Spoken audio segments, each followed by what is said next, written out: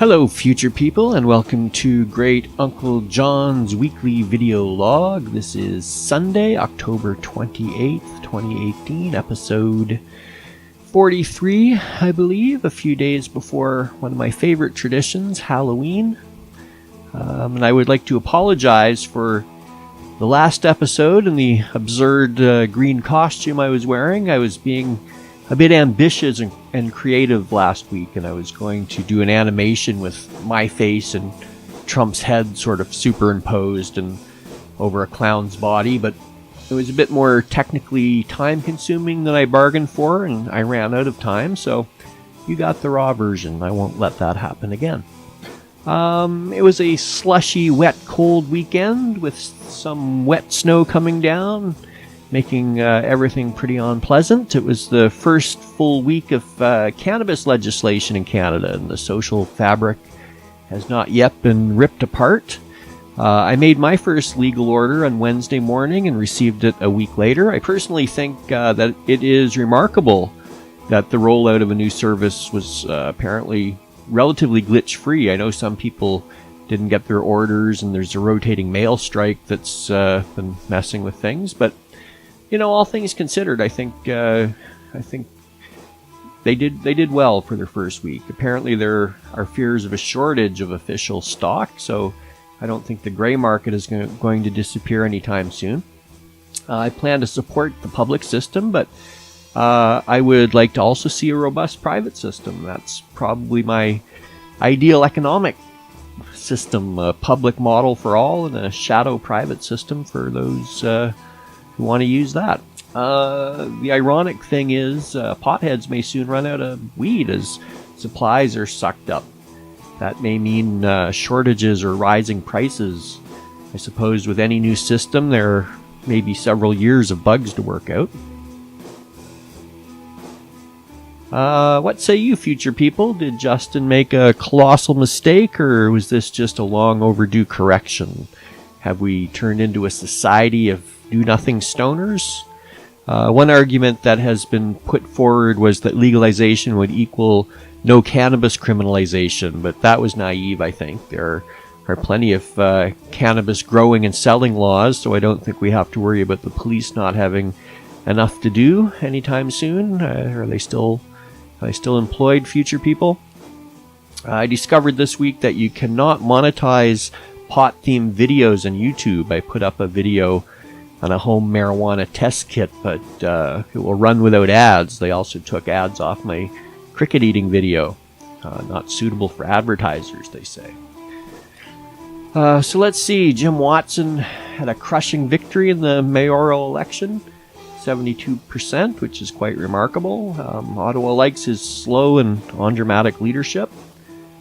Jumping right to the United States, there were several acts of white nationalist terror that totally derailed the midterm political messages of both parties, or spun them off into dark corners over the past few days.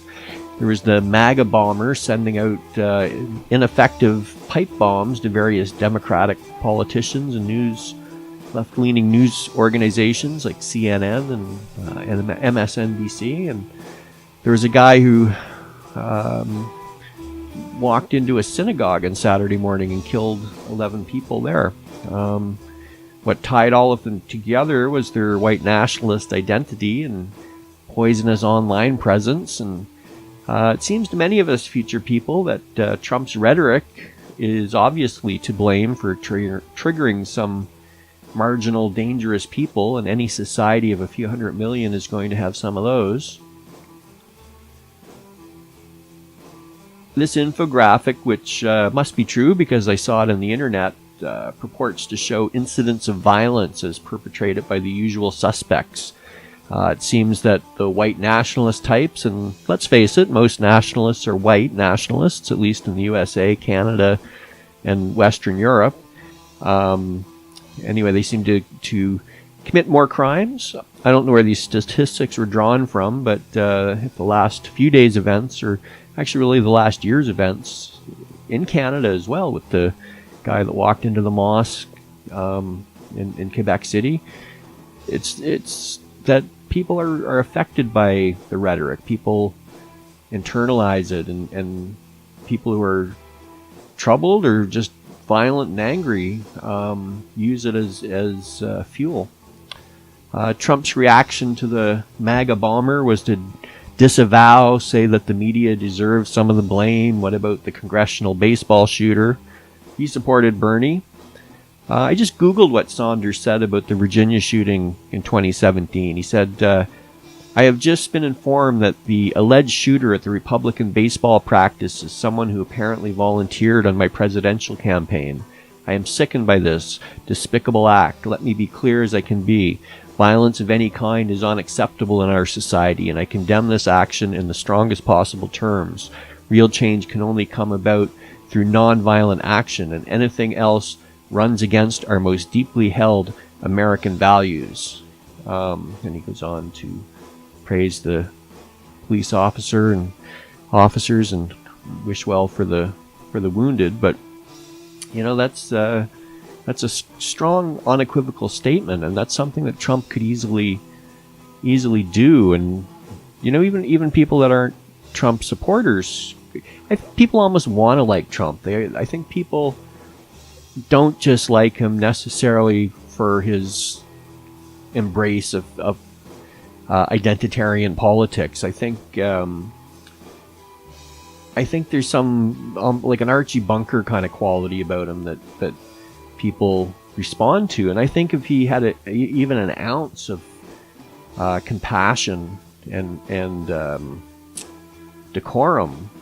So anyway, we've seen the pattern of official statements from Trump, followed by a string of tweets and rally speeches that disgrace himself and the presidency. And the interesting and scary and frankly awesome thing about American democracy is that there can be surprises like Trump, and people who were not born into great wealth like Clinton and Obama, who can become the most powerful people in the world. And the American people still have a choice, and I don't believe their system is so compromised yet that it doesn't reflect the heart of the people. And maybe that is the scary part, that so many Americans want an exclusive America. Spooky times, future people. Are the times still scary, or are you scared, future people? I bought a generator. Speaking of fear, I bought a generator this week, and I was playing with it over the weekend. It's a little 1300/1050 watt generator, Chinese-made generator, made by the Chinese. Anyway, the Chinese government-owned generator making plant. They made it at a good price, so hopefully it holds up. So I did my first unboxing video. That's what's sort of been running underneath here, but you can check it out with full audio. Anyway, I hope to see you next Sunday, future people. Take care.